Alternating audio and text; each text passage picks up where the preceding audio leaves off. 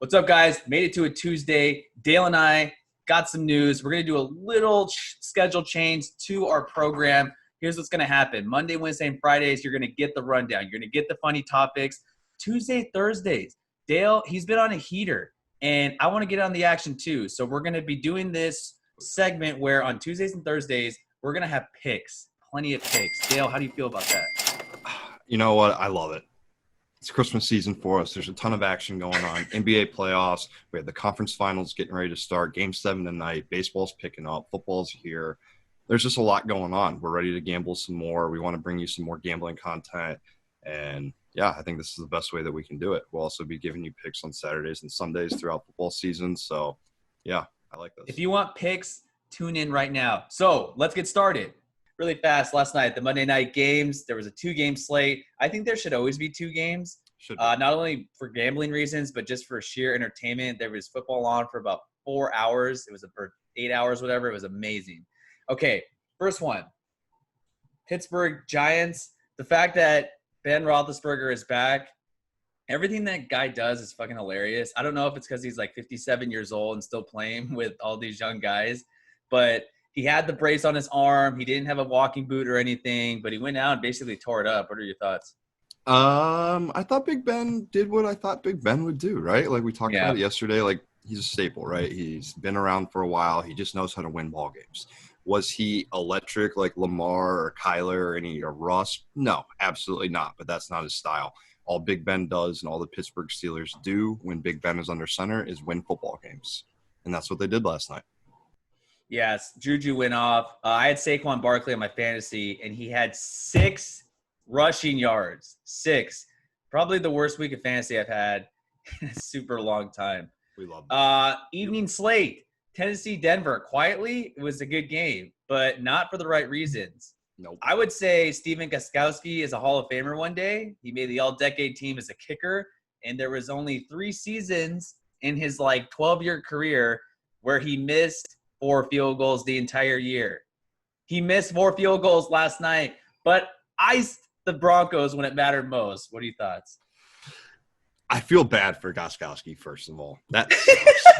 That sucks. You're a legend in your craft. Everybody knows it. Did you see the video where Willie Cologne literally went up to him and gave him a nice hug and was like, when he was practicing, he just gave him a hug and walked away. Yeah, there was all of his teammates were trying to embrace him, and everyone thought, he was picked up off the street in New England.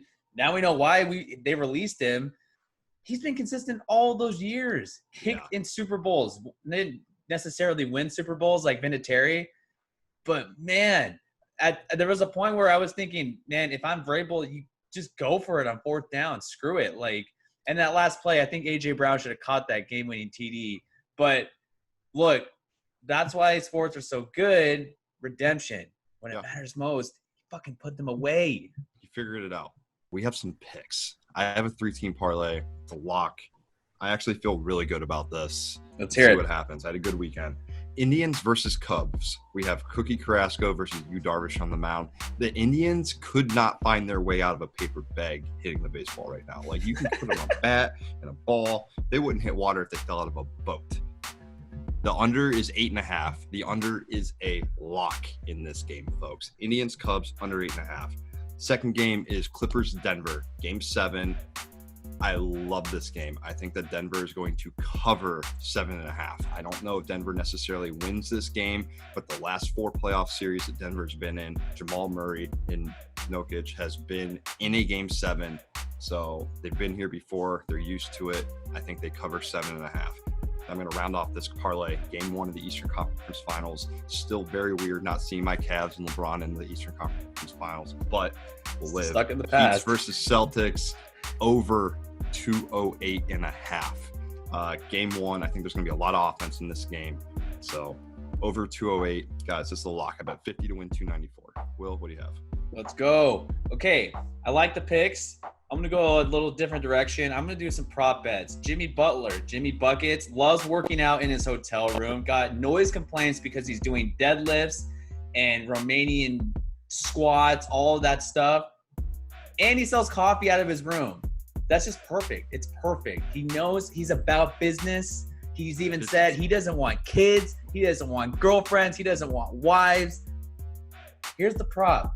Over under on 0.5 3-point field goals made. You're not named Jimmy Buckets for out a reason.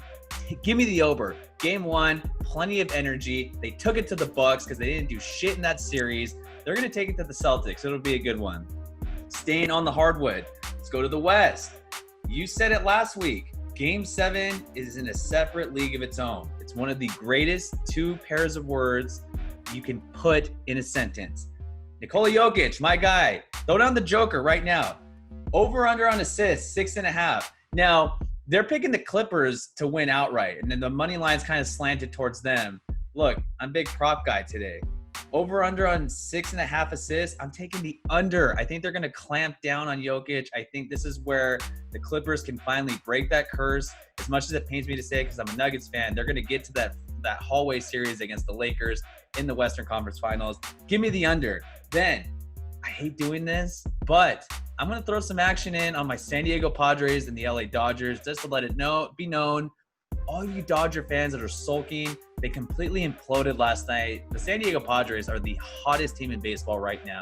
They got the new uniforms. They had a fantastic trade deadline and all of our acquisitions. Thank you, Cleveland. Thank you, Dale. And thank you to your brass for that. So Tony Gonsolin on the mound for the Dodgers tonight. And on the Padres side, Zach Davies killing it. 4-0 in his last 4 starts. Plus 115 money line for the Padres. They're picking the Dodgers to win tonight. Screw that. The Dodgers are in flux, and they are all over the place. Give me the 115 money line on my Padres. Wow. Will, I don't hate those. I don't hate them at all. Last night, I don't know if you guys got to watch the Padres-Dodgers game, but the Padres literally broke the Dodgers' soul. Yes. They broke their soul. And they didn't even do anything. All they did was put pressure on the base pass like they normally do. They didn't even hit it out of the infield. That's amazing. No, the Dodgers just crumbled. It was crazy. So the 115 money line, I like that bet from you. So guys, let's follow our bets, see how this goes. Some big games on tonight. Give us the follow, WOTM Daily, Instagram, YouTube, Twitter, Spotify, Apple. We'll be tweeting. We'll be watching. Will, have yourself a Tuesday, my man. See you tomorrow. You too, Dale.